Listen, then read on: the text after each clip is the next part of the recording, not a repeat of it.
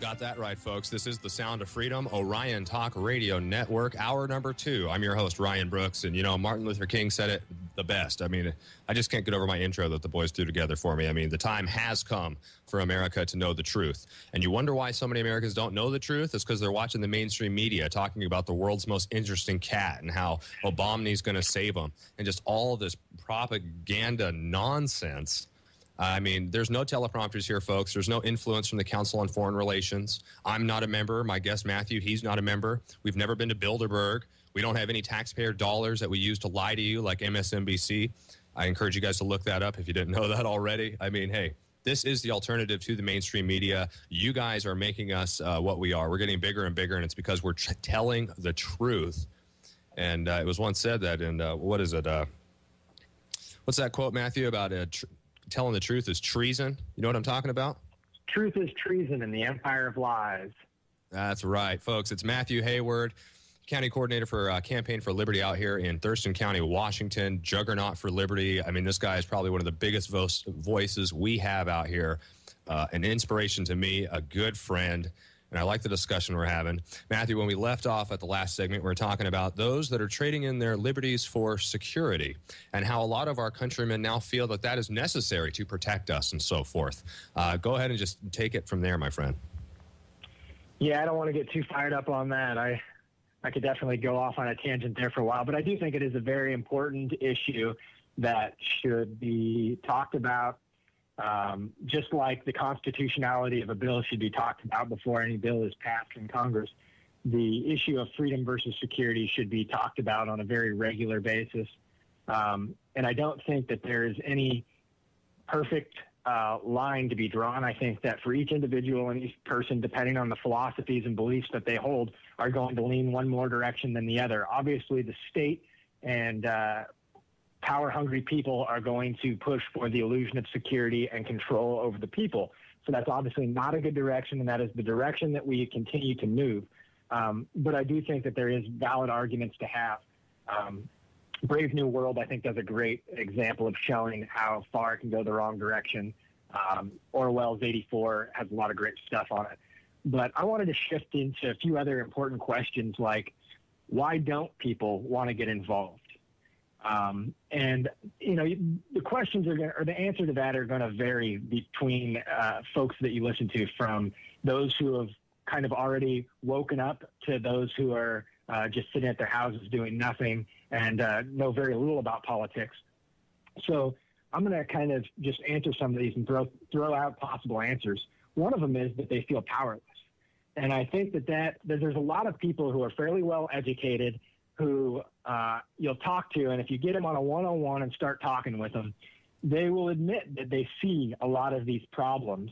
And basically what they describe is that they live in cognitive dissonance. They know better. They understand, to some degree at least, some of the terrible things that are happening, but they live their daily life and act as if they don't know those things. Why? Because they feel powerless. Why do they feel powerless? Because they are ignorant, because they do not understand the system, because they do not understand how to affect or influence the system. They don't think that they can make a difference. Why? Again, they're ignorant.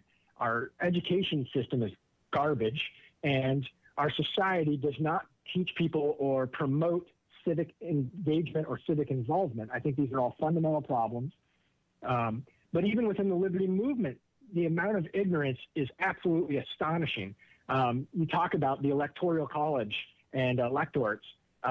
There are very few people. I mean, there was delegates in Florida at the National Convention that had, for Ron Paul, that had no understanding of the Electoral College and how it worked. And I'm sitting here thinking, how did you get this involved and make it this far, and you still have no understanding of the basics of this political system?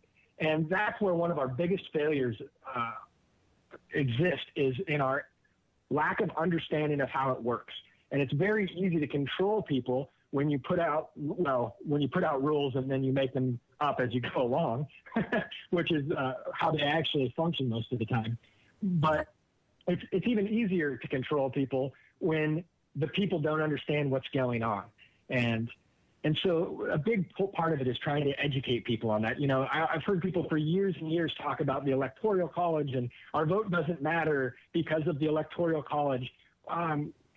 There's some truth to that, but it's somewhat ridiculous. I think it's a failure of people to understand some of the basics of it, whereas the party, how they pick the electors and so on, I don't want to get into all of that, but people are very ignorant. They just don't understand the process. And I'm not even defending the Electoral College. I'm just pointing out that people are very ignorant. And before you throw the baby out with the bathwater, perhaps people should educate themselves and have some understanding what it is that they think they're against. This is the same argument I have against liberals who hate on the free market and then complain about crony capitalism and corporatism. And I say, look, I'm perfectly okay to entertain your argument about free market capitalism as long as you're willing to admit that our problems do not exist from something that we didn't have. So it's intellectually dishonest, and I don't appreciate that. And unfortunately, I see a great amount of ignorance within our own movement of understanding how it works. And I think that's a huge reason why people do not get involved and do not participate, because they think that the bankers run the show, that there's too much corporate money in the political system and it's so corrupt and there's nothing we can do about it. Well, that's just pure ignorance. Those are people who have a great understanding of the hierarchical power structure and no understanding of the base at all. No understanding of how you bring that pyramid down. You know, I watched something with Alex Jones years ago where he had the Republican Party and the Democratic Party as two different sides of the pyramid pushed up against each other, and the need for both of them to be there, because if one came down, the other one would fall. And I thought that was an interesting illustration.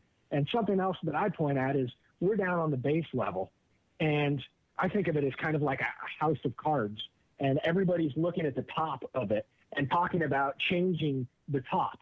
Well, you can do that without losing the house of cards necessarily, and it doesn't do any good. That's when you talk about CFR and the Bilderberg and when they're putting new puppets in and new faces. It's irrelevant. It doesn't matter.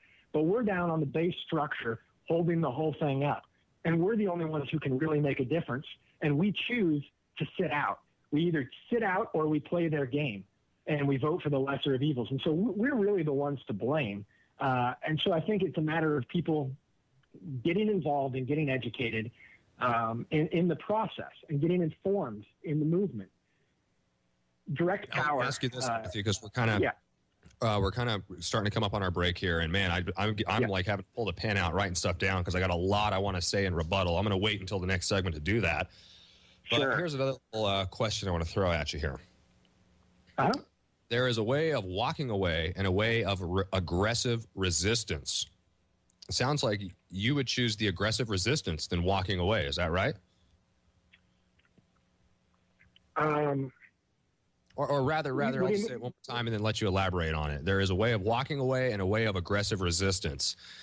Do you think that we can do both of those? Should we stick with one or the other? Is one better than the other? I mean, what do you think of when I believe in full spectrum dominance, but I believe that aggression of any type should be an absolute last resort. And I believe that you should try by every means necessary to replace those in power and to change our political system through the process that was set up. And I don't believe we have ever tried, and I do not like, I really despise hearing people who complain about how the system is corrupt and we can't make a difference when people don't even try. 99% of the people who claim that they can't make a difference have never gotten involved and never done a damn thing to try and do something about it, and they're completely ignorant of our process.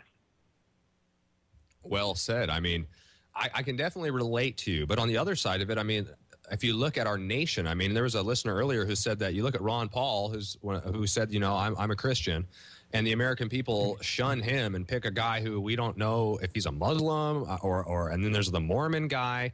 And I mean, that's maybe kind of a shoddy example, but our society itself, someone who says, I like the Constitution, I want peace, I want freedom, and our society says, boo this man. I mean, it's kind of a shame the break is going to interrupt us here, folks, but I'm going to let Matthew respond to that when we come back, and then I'm going to throw some more questions at him. Folks, we're fired up and ready to go. Sound of Freedom, Orion Talk Radio. Special guest Matthew Hayward. Stay tuned. We'll be right back.